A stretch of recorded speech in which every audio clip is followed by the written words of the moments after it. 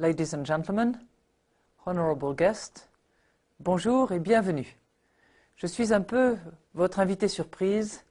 J'avais eu l'année dernière le grand plaisir de recevoir à Paris en juin dernier l'Union des banques arabes pour leur sommet international et je suis heureuse de me retrouver parmi vous, tout simplement pour vous indiquer ce que le gouvernement français a déjà accompli pour améliorer la situation de Paris comme place financière et comme place d'accueil pour la finance islamique et surtout ce que nous envisageons de faire et qui sera prochainement en place.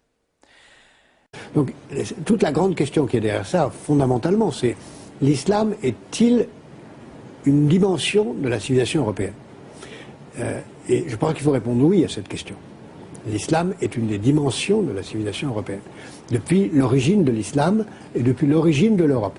Et c'est dans cette intégration, dans cette prise de conscience de cette dimension culturelle fondamentale qu'une partie de l'islam accepte, qu'une partie de l'islam refuse. Comme Ibn Rushd a été refusé par l'islam pour une grande partie, comme Abdelkader est considéré plus dans sa dimension de quelques années combattantes que dans sa vie de rapprochement, que se situe la grande question qui nous observe en ce moment, c'est de savoir comment l'Europe va accepter sa dimension musulmane. La vraie intégration, c'est quand des catholiques appelleront leur enfant Mohamed. Là, c'est plus intéressant. Mohamed, Ijemena, Pisa, Pisa. Allez, avance. Votre fils s'appelle Mohamed? Non, il s'appelle Jean-Michel. C'est lui qui veut qu'on l'appelle Mohamed. Bonjour. Il dit que Jean-Michel c'est ridicule, qu'avec un nom pareil. Bonjour madame, qu'avec un nom pareil, tous ses copains se foutent de lui à l'école, tout ça. Remarquez, Jean-Michel, ça sonne bizarre, vous trouvez pas? Pour le même prix, je propose qu'on fasse cet exercice avec l'apprentissage de la langue arabe. Alors là, l'anglais et la langue arabe. Jean-François Copé, leader de la droite. Ouais. La illallah wa Muhammad Rasoul Allah. Excusez-moi pour l'arabe, encore un peu de mal. Il n'y a qu'un seul Dieu et Muhammad est son prophète. Son sens de l'orientation, elle en rigole, est aussi approximatif que son arabe, mais elle s'applique. Et là, je suis évidemment inversée. Donc, cette boussole spéciale indique la Mecque. Donc il faut suivre cette direction-là pour la prière.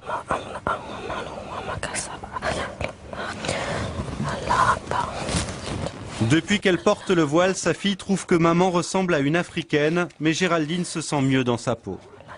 Avant ma conversion, il me prenait plus pour une femme française facile, etc. On va dire vraiment quelqu'un qu'on va draguer et c'est tout. Depuis que j'ai le voile et que je suis musulmane, je suis une femme qu'on respecte et une sœur. Moi, j'ai peur d'être une victime d'une tourmente. Mais pourquoi vous craignez ça? Je suis une proie facile, je suis une Française. J'aurais mieux aimé être un crépine. Pourquoi? J'aurais du respect.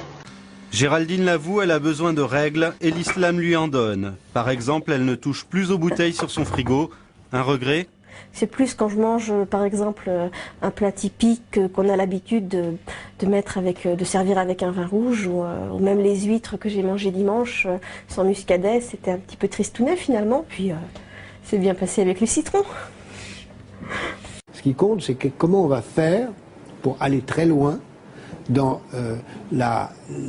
l'intégration de cette culture musulmane dans cette fierté de l'Europe, dont elle est une des forces, un des atouts, et dont l'Europe a besoin.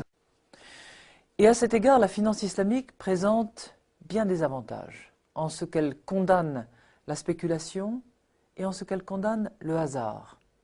Plus précisément, le garar et le massir, qui sont l'un et l'autre néfastes, qui ne sont pas les bienvenus dans la finance islamique.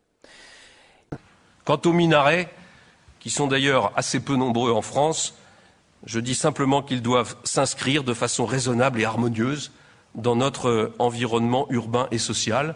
Et la meilleure façon qu'il le soit, c'est de faire confiance pour cela aux maires de nos villes. La mosquée, c'est quoi? C'est un rayon laser. C'est-à-dire que les mosquées sont très très belles.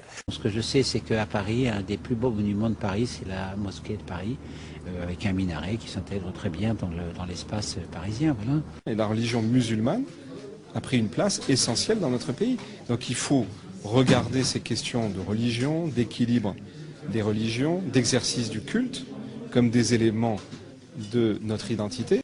J'ai manifesté un peu, là aussi, de scepticisme sur l'utilité de ces débats, sauf si on pose la vraie question. Il ne faut pas se cacher la face. Elle est la suivante, la vraie question. Est-ce que la France, est-ce que la République française est islamo-compatible ou pas? Et votre réponse? Évidemment oui. Je crois qu'il est vraiment important que les ministres de la République viennent dire ici à la mosquée de Paris, porter un message de respect et porter un message de dialogue des cultures. Je crois que c'est très important. Je souhaite à tous les musulmans de France une très bonne fête de l'Aïd. Je souhaite évidemment vous convaincre de ce que Londres n'est pas le seul point de passage obligé de la finance islamique, quelque respect que l'on ait pour cette grande place, mais que Paris est aussi une grande place financière et qu'en matière de finance islamique, nous sommes très désireux d'accueillir ceux d'entre vous ou ceux d'entre vos clients qui souhaiteriez une alternative.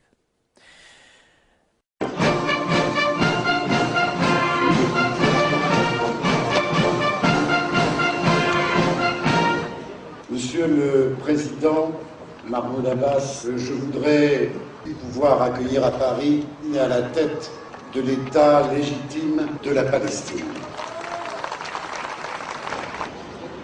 Je sais à quel moment, dans quel contexte, nous inaugurons cette place.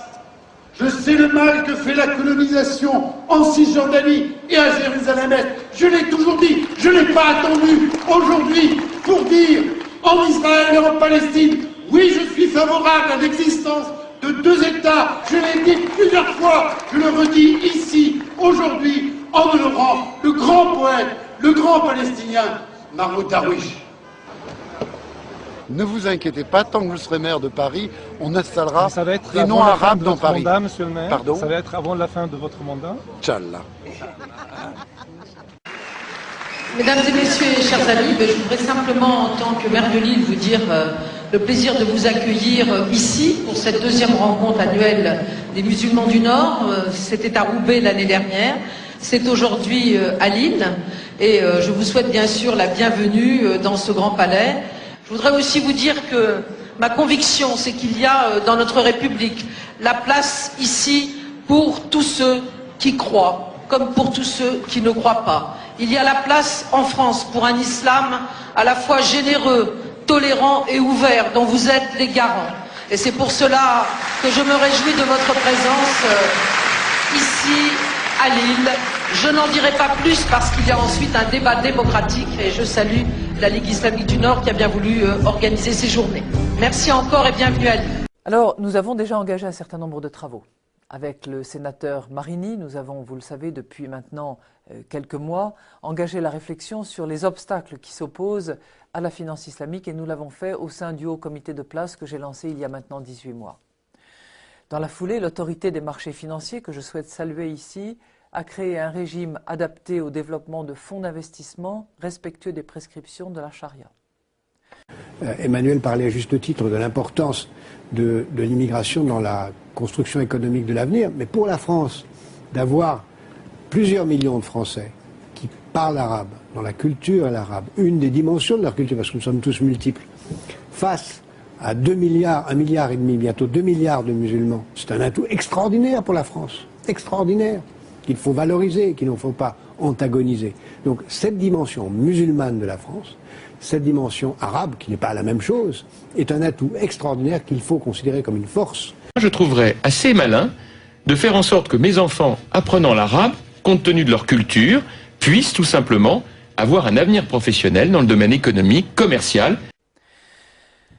Et puis j'ajoute évidemment que pour celles des banques qui souhaiteraient porter cette activité, qui souhaiteraient réaliser des opérations conformes aux dispositions de la charia, eh bien le territoire français est évidemment prêt à les accueillir et les engage à considérer le territoire français comme une terre d'accueil.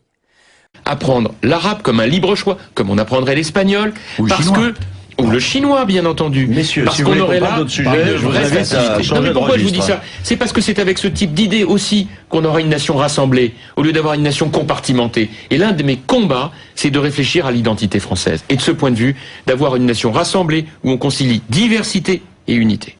On est quand même dans une période extraordinairement pacifiée et en réalité nous vivons les prolégomènes d'une réflexion un peu fantasmatique sur les relations entre l'Occident et l'islam, vieille histoire qui commence au... Vous allez remonter à Abdelkader, parce que c'est un de vos phares dans le livre. Oui, mais Abdelkader est un personnage très intéressant, c'est pour ça que je l'ai choisi, parce que c'est en effet quelqu'un qui a commencé dans la bataille avec la France et qui a fini en étant un pont avec l'Occident magnifique, et un grand poète, un grand écrivain, un homme qui a essayé de faire le lien entre l'islam et l'Occident, et on devrait se référer davantage à cette dimension-là et comprendre qu'il y a entre l'islam et l'Occident des relations incroyablement positives, qui commencent bien avant Abdelkader, qui commencent par un autre personnage, un autre des phares de mon livre, qu'on appelle Averroès en français, qui s'appelle Ibn Rushd en arabe, qui est un immense personnage européen, musulman et européen. Les Européens, alors les Français un peu à part, mais les Européens ne font pas assez d'enfants, nous le savons.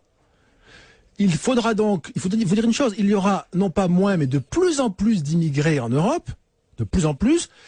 Les Européens n'ont pas été préparés à cela, on n'a pas expliqué, il y a eu une espèce de refoulé, où on cache. Il y a maintenant un effet de bascule et de levier, pour des raisons démographiques, on n'a pas le temps de rentrer dedans. Donc tout d'un coup, ça devient plus visible, et le mouvement est enclenché, mouvement démographique. C'est-à-dire que maintenant ça commence, et ce glissement sera irrésistible. It's an idea someday. In my tears, my dreams. Don't you want to see her prove life that comes of no harm? You and I and dominoes, they go by. You and I in place, wasting time on dominoes. A day so dark, so warm, life that comes with no harm. You and I and dominoes, time goes by.